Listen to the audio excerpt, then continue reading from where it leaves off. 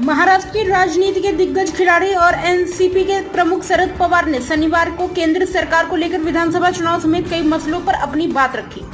संभाजीनगर में एक press conference के दौरान एनडीए सरकार को लेकर पूछे गए सवाल पर उन्होंने कहा कि मुझे नहीं पता कि केंद्र सरकार गिरेगी या नहीं, लेकिन ऐसा क्यों कहा जा रहा है। उन्होंने नीतीश कुमार और चंद्रबाबू नायडू का बिना नाम लिए कहा। जब तक दोनों पीएम मोदी के साथ है, सरकार की कोई दिक्कत नहीं है। पहले सत्ता नरेंद्र मोदी के हाथ में थी, अब बांटने की नौबत आ गई है। शरद पवार ने आगे कहा कि लोकसभा चुनाव में कुछ बीजेपी नेताओं ने स्पष्ट रुख अपनाया कि संविधान बदलने के लिए हमें 400 सीटें चाहिए। अब जब विधानसभा चुनाव हो रहे हैं तो लोगों को लगता है कि अब बदलाव की जरूरत है।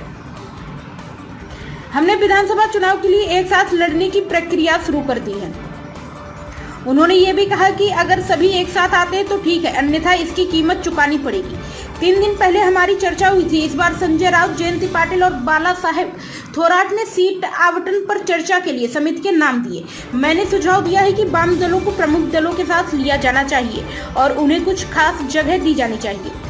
सरकार के खजाने में कुछ नहीं है। चुनाव से पहले दूसरी किस्त का निर्णय लिया जाएगा। कुछ लोगों ने पार्टी में शामिल होने की इच्छा व्यक्त की है, लेकिन हम तत्काल निर्णय लेने के मूड में नहीं हैं। नरेंद्र मोदी की भाषा को देखते हुए मुफ्त में देने से देश की अर्थव्यवस्था मजबूत नहीं होगी।